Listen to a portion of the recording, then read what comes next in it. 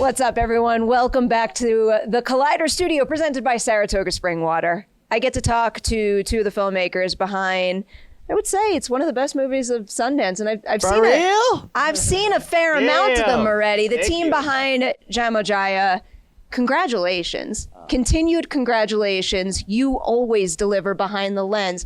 A first feature is a really big deal and should be celebrated. So congratulations. Thank you so much. Very sweet. Thank you. So clearly I know about your movie. Oh, thank you. A lot of people are going to know about your movie after it screens. Our audience, though, who can't be at Sundance, do not know what Jamojaya is about just yet. Would you do the honors and give a brief synopsis? Yes. Do you want to try? Yeah, I'll try.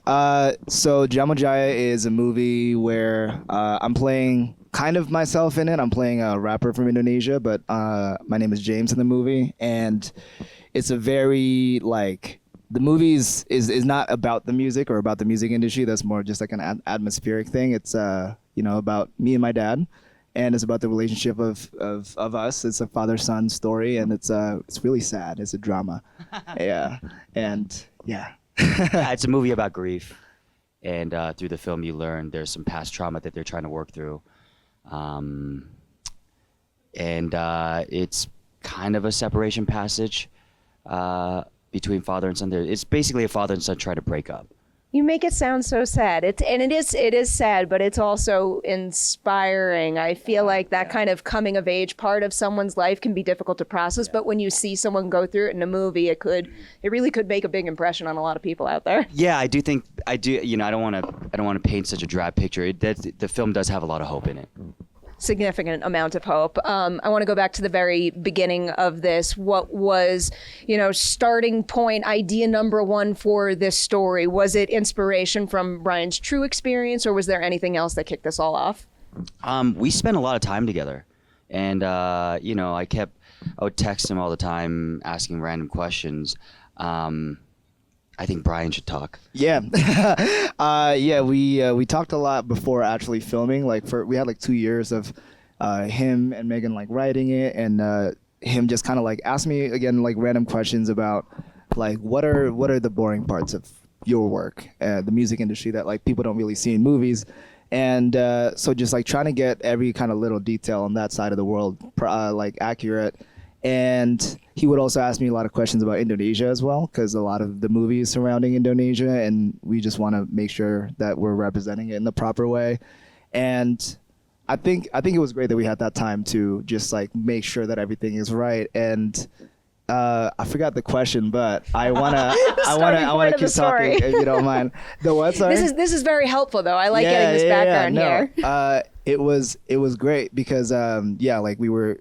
Like we said, we spent a lot of time together, and also even before filming, we had a month of rehearsals, and before that, we had a few weeks of rehearsing through Zoom. And he just really Justin made me very comfortable, and gave me that time to be fully comfortable on screen and be in the moment. Because before filming started, I was very insecure about my acting, and I asked him, I was like, yo, should I take acting classes? And he was like, no, don't do that, because you're gonna if you take acting classes, it's gonna feel super performed. And he believed that he could take me there through rehearsals, so that's what we did. Oh, I have so many follow-up questions. My head is exploding right now. I'll go to what you just brought up about you not recommending he take acting classes. What from your own acting experience were you able to, I guess, give to him as a brand new person to this industry that essentially you could shape to an extent and kind of set him on a path forward? Yeah, I mean, I think if we had years and years, acting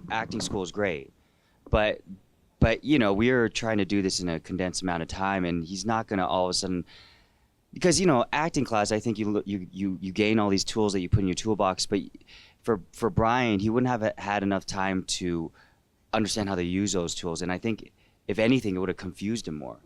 So the way we approached it was much more from operating from just his center and where he just lays naturally, and making it much more of an honest, authentic sort of expression rather than something that he's molded and tried to play this person, a character. It all starts with him, but obviously he's not playing himself. A lot of the things he's doing in the film, he's just not that way. But we just had to get comfortable with him expressing himself in certain ways. It makes all the sense in the world. I want to go back to something else you said. You referenced the importance of talking about and maybe reflecting in the film the boring parts of making music. What is an example of a boring something that might seem like a boring part, but it's actually really important? Totally. Well, I think a lot of people think like even just making music really in the studio is just like super fun, but then the second you actually sit in on a recording session, it's just like the artist and the producer going through like different sounds of like one snare that is like in the song, and they're just thinking of that for hours, or the beat is playing over and over and the artist is just like on the phone, and like sometimes they have a writer's block in the studio session, so they're just like looping for a long time. And so that's one of them. And another one that we actually included in the movie was like sometimes I have to do this thing where if I'm like promoting a single or something, I would just like have to read a bunch of like radio like liners and being like, hey, it's Rich Brian and my single is out now on this and this, or like this is a 98.7 like FM radio, and I'm just like doing a lot of this, and those are the moments that I feel like is never really represented in like what people think about being a musician. So there are a lot of those, and also like a lot of maybe the less boring moments, but the more just like very business side of the music moment where you're just like by yourself, you feel very isolated and alone in a room full of suits. I will say though, the first time I visited Brian in the studio, I was just sitting there and someone came in with a plate of chocolate chip cookies, and he was like, anyone order warm chocolate chip cookies? And they're like, no, but you can leave them here. And they were like, I was like, what is this, man? Like delivery chocolate chip cookies? I was like, cool, all right, that's how they roll. That's how every business should be. We would all be happier people if we just got random deliveries of chocolate chip cookies. I want to throw that question your way too, Justin. What is a maybe a boring part or something that may seem boring about filmmaking that you think people should know is actually really important to the process and should be valued? I mean, like lighting, like we have lights here. If you didn't, we wouldn't have any exposure. But basically, actors will wait around, or I'll be waiting around and talking to the actors. But like, you'll see people moving the lights around, and might be boring to some people and tedious, but do you want to see the actors? Yeah. And also, I find lighting so interesting just because I'm like into that stuff actually, but like I feel like lighting just sets the tone for whatever scene you want to do, This being your first feature, is there anything about the way that movies were made that made you like stop in your tracks and go like damn, I can't believe this is what it actually takes to make it look like that on screen? Yeah, definitely. I think every scene in this movie required like such a heavy amount of setup, and I think it was worth it, but it was just like it's insane how much setup it takes for one scene. And I think like we shot a lot of this movie on film as well, so that was another like tedious process of changing films between each take, and like sometimes I would be doing like a long like intimate monologue with my dad, and then you just hear like in the back, and then the crew would be like roll out like in the middle of your line, and and you would just have to like reset again and stuff like that. But and there are also like a lot of there were like some VFX moments in this movie as well where I was just like really I love VFX as well, so I was stoked seeing the process. Yeah. I love big blockbusters with VFX, but I feel like I am often most impressed by seeing really grounded, realistic movies that have it hidden in places that you don't even know. Yeah. It's a real art. Yeah. Bringing up the relationship between father and son here, can you talk a little bit about casting the role of casting Yayu in the role? Yeah. He is incredible. I just seen him recently in The Queen of Black Magic, and I just love that movie, and I can't get his face out of my mind from that. And I was so happy to see him here. And your chemistry is pitch perfect here. So what was it like finding the right fit? I scoured. I mean, we hired a casting director in Indonesia to help us, but I scoured, and then I remember I watched this film that went to Cannes called Marlena the Murderer in 3 Acts, and I remembered him. But, and once I saw, there was a picture on the internet where he's like standing in front of like something that's smoking, and he's just kind of like contemplative. And I was like, oh, that's our guy. But it's like, we had to do a few reads and kind of like see if the vibe was right. But one of the most pleasurable things about making this film was just seeing how in real life how close they got. They spent like every waking moment of the day together, and they would make dinner together and hang out, and it was really beautiful to see. You feel the effects of that on screen. That chemistry just leaps off of it and it's infectious.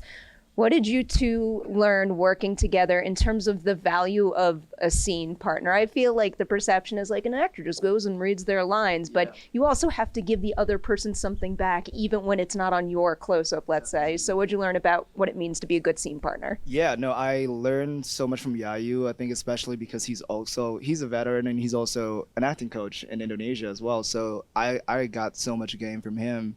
And I think what I learned from like Yayu, because he was such a good partner, was just, communication is so important, and like getting like that chemistry. I think a big part of it is just like being so comfortable with each other to the point where, because I feel like Yayu's, he's a lot older than me, but like the way we talk is like, I feel like I'm talking to another teenager. Like that's kind of the stuff that we talk about. It's like we talk about a lot of stupid stuff, but I think getting rid of like that feeling of needing to be polite, I think is a really, really big thing, especially if in the movie where, father and son. And I'm usually like, whenever I'm around like older people, I always feel like I have to be like super polite or like do a certain thing to, cover up my actual personality. But in this one, we got so close to the point that we're just able to do anything on screen. Like I was completely comfortable with looking him in the eye, like super long. Like one of the first experience or like exercises that we did this is the very first day I met Yayu,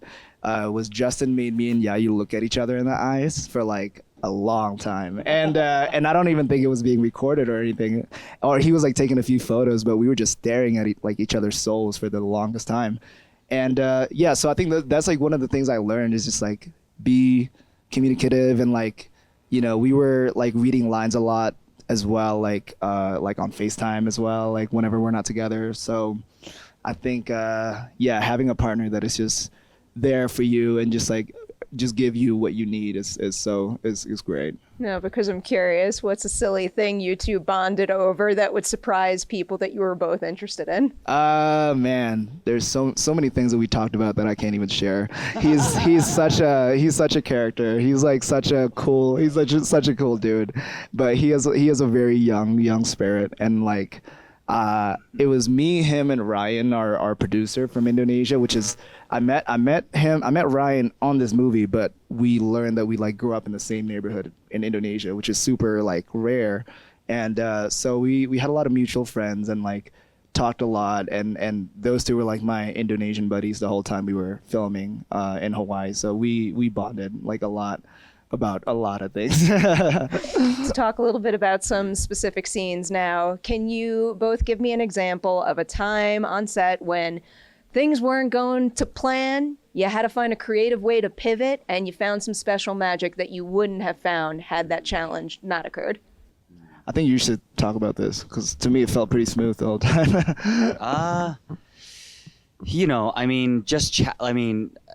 For the most part, I think it was pretty smooth, but I can talk about challenges. We had this scene that's like a 7 or 8 minute oneer. It's just like an unbroken take, but and then at the end of it, he's performing, and to try to shoot that during COVID was incredibly difficult because we had to test a couple hundred people before they got into the venue, and trying to organize that was quite difficult during COVID because it was during the height of it, and people weren't messing around. But we did it. I mean, we pulled it off. I'm trying to think if there was any time that I like lost my shit. Was there anything? Was the cake scene day stressful for you, or was that pretty smooth? No, that was exciting. Okay. I mean, the cake scene day, I was really excited because I knew you guys were ready. Like we had rehearsed it so much. Yeah.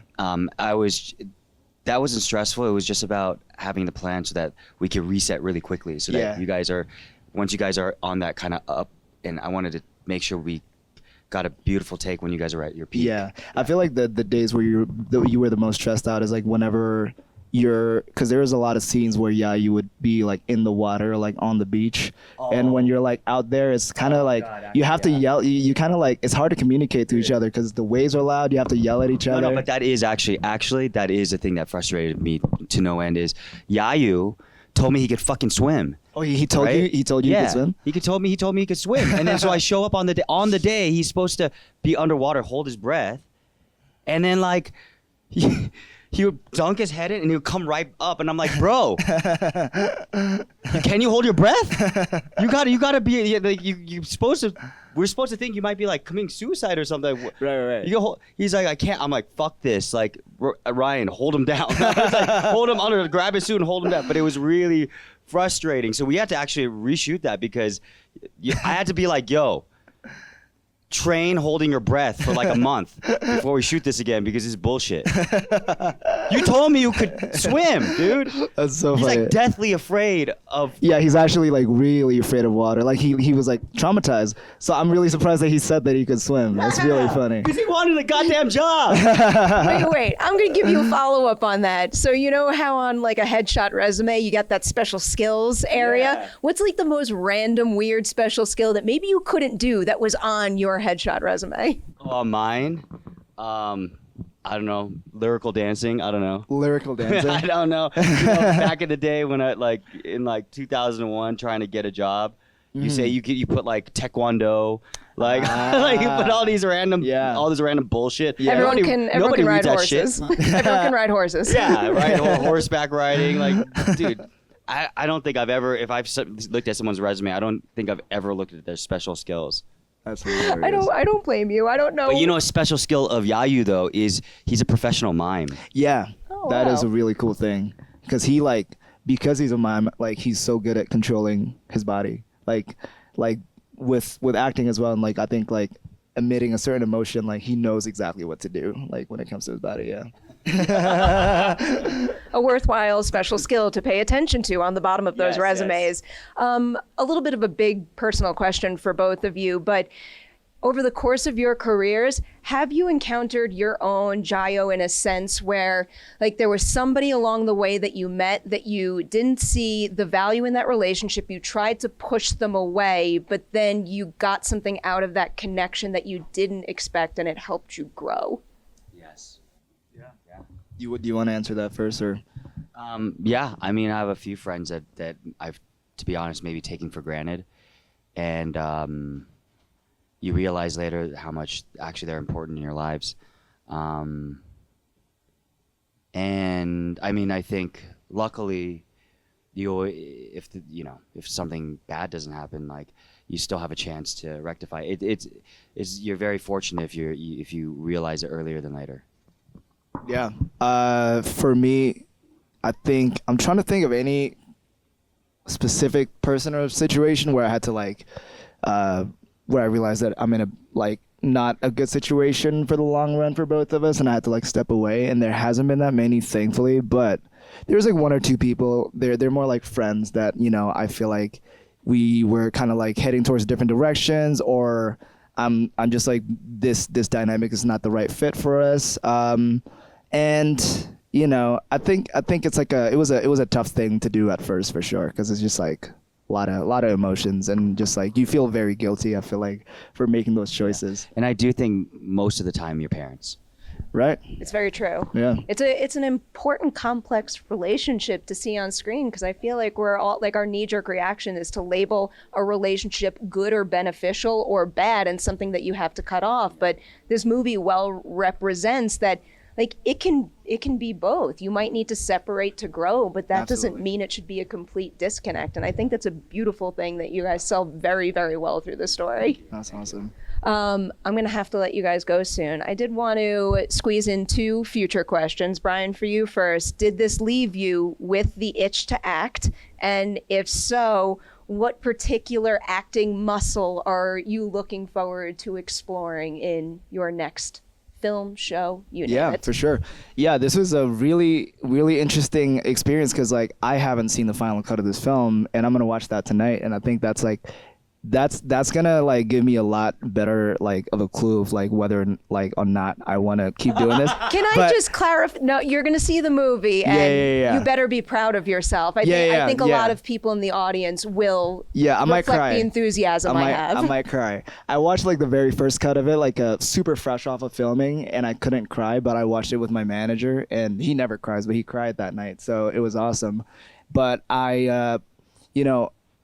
but before music, my main passion was like cinematography, and I was doing like VFX and all that kind of stuff. So I was behind the camera a lot, but I had to act in it because I didn't know anybody else to be in it. And that was like my first and only like experience with acting. So because it's like the first time where I'm actually like in a feature film, it was crazy. It was like fun, but it was like so much. It's a new experience, and you work so hard as an actor. That's one of the things that I learned is like acting is like really just mentally, just like you're on it for like, however long you're shooting for, and you're just focused on that only.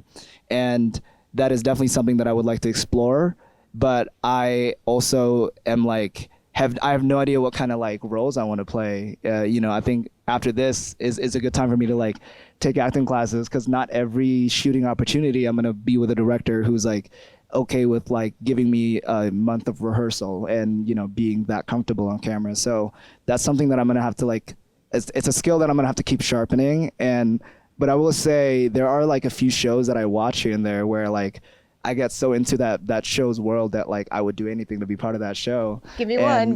One of them is The Boys. I really like The Boys, and I felt that way when I watched Euphoria too, but I think a part of it is also like me feeling like I missed out on going to high school because I could totally see you in a show like Euphoria. Yeah, dude. I second that. Yeah, I last night at the party I saw this one guy from Euphoria too, which is crazy.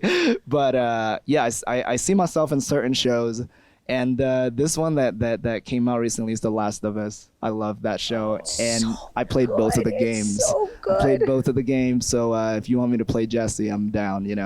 So we manifest things. We manifest things at this table. Absolutely. You speak it into existence. Yeah. You have an upcoming project, another show, Chief of War. Yeah. What is it about your pachinko experience that made you want to stick with the series format? And is there anything that you couldn't do on pachinko that you're looking forward to exploring on another show?